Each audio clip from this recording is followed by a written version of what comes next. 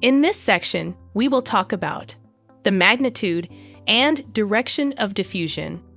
So the diffusion of glucose between two compartments of equal volume, separated by a permeable barrier. Initially, glucose is present in compartment 1 at a concentration of 20 millimoles per liter, and there is no glucose in compartment 2.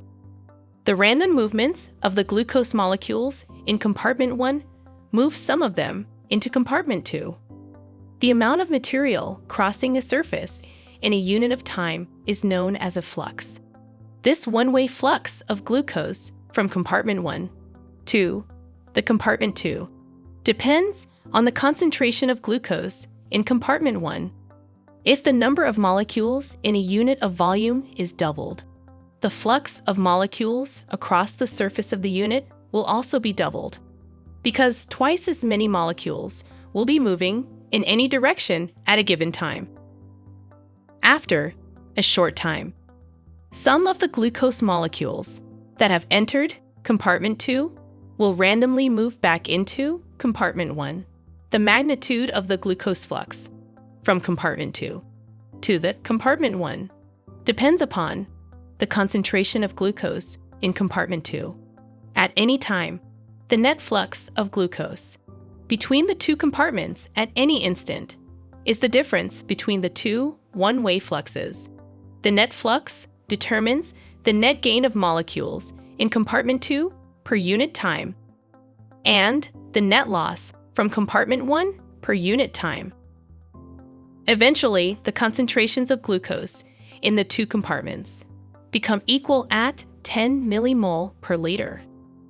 Glucose molecules continue to move randomly, and some will find their way from one compartment to the other. However, the two one-way fluxes are now equal in magnitude, but opposite in direction. Therefore, the net flux of glucose is 0. The system has now reached diffusion equilibrium. No further change in the glucose concentrations of the two compartments will occur because of the equal rates of diffusion of glucose molecules in both directions between the two compartments. Now, let's plot a graph by taking time on y-axis and glucose concentration in millimoles per liter on x-axis. These are time A, time B, and time C. In the graph at the bottom, the yellow line represents the concentration in compartment 1, and the green line represents the concentration in compartment 2. Note that at time C, glucose concentration is 10 millimoles per liter in both compartments. At that time, diffusion equilibrium has been reached. Now, moving towards factors on which magnitude of the net flux depends. Well, at any concentration difference, however, the magnitude of the net flux depends on several additional factors. First factor on which magnitude of the net flux depends is the temperature. The more elevated the temperature, the greater the speed of molecular movement, and the faster the net flux. Second factor on which magnitude of the net flux depends is the mass of the molecule. Large molecules, such as proteins, have a greater mass and move more slowly than smaller molecules, such as glucose, and consequently have a slower net flux. Now, third factor on which magnitude of the net flux depends is the surface area. The greater the surface area between two regions, the greater the space available for diffusion, and therefore the faster the net flux. And fourth factor on which magnitude of the net flux depends is the medium through which the molecules are moving. Molecules diffuse more rapidly in air than in water. This is because collisions are less frequent in a gas phase, and as we will see when a plasma membrane is involved, its chemical composition influences diffusion rates. Several important properties of diffusion can be emphasized, using the example of the compartment 1 and compartment 2 that has been discussed.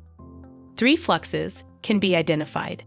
The 2 one-way fluxes occurring in opposite directions from one compartment to the other, and the net flux, which is the difference between them. The net flux is the most important component in diffusion because it is the net rate of material transfer from one location to another. Although the movement of individual molecules is random, the net flux is always greater from regions of higher concentration to regions of lower concentration. For this reason, we often say that substances move downhill by diffusion. The greater the difference in concentration between any 2 regions, the greater the magnitude of the net flux. Therefore, the concentration difference determines both the direction and the magnitude of the net flux. Now, moving towards diffusion rate versus distance. The distance over which molecules diffuse is an important factor in determining the rate at which they can reach a cell. From the blood or move throughout the interior of a cell after crossing the plasma membrane.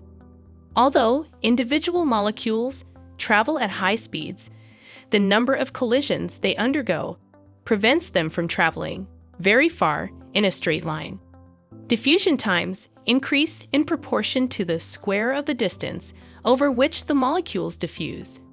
Thus, although diffusion equilibrium can be reached rapidly over distances of cellular dimensions, it takes a very long time when distances of a few centimeters or more are involved. For an organism as large as a human being, the diffusion of oxygen and nutrients from the body surface to tissues located only a few centimeters below the surface would be far too slow to provide adequate nourishment. This is overcome by the circulatory system, which provides a mechanism for rapidly moving materials over large distances using a pressure source, which is the heart. This process, known as bulk flow. Diffusion, on the other hand, provides movement over the short distances between the blood, interstitial fluid, and intracellular fluid. So, this was all about this section.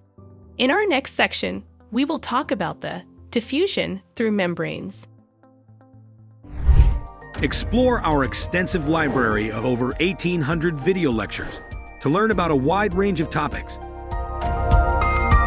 Only on sqadia.com.